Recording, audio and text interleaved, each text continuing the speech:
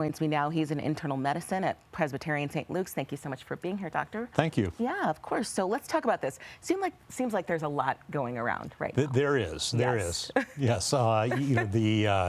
Both the CDC and the CDPHE, Colorado Department of Public Health and Environment, show an increase in cases. Caseload of flu, RSV, and there's hospitalizations are going up. Yes. And so we are seeing it. Yeah, and we were just talking about this beforehand. It's not atypical, right? This is the season.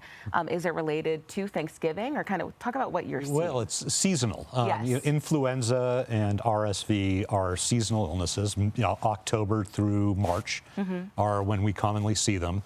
The influenza comes around every year, and we see different years have different caseloads or prevalence of the infections. And so this year seems to be a heavy year.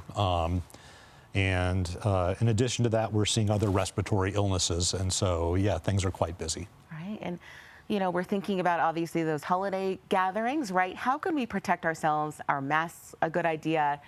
Just talk to us about what we need to be aware of. Well, I think first of all, it's very important that if you have symptoms, respiratory symptoms, to really isolate yourself. Yes. That's probably the best thing to do. Other things that you can do, short of masking, are washing your hands. 20 seconds. Washing surfaces. Yeah. If you do cough or sneeze into a handkerchief or your shoulder or your forearm rather than spreading to everybody else. And I think the other thing to realize is that, the flu goes around, or, influenza, RSV go around.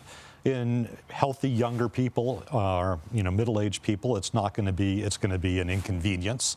But in people with underlying respiratory conditions or advanced age, they can be very serious. And so I think that, I don't think that that very many people are going to be masking at their family.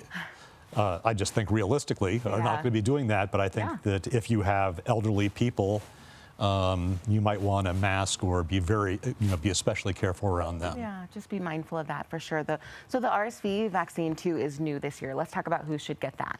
Well, so it's recommended for people over 50 years of age, or people with risk factors, which is basically cardiopulmonary disease, chronic lung disease, chronic heart disease, hypertension. Okay, perfect. So Dr. Witter, thank you so much for being with us and sharing your wisdom. We appreciate it.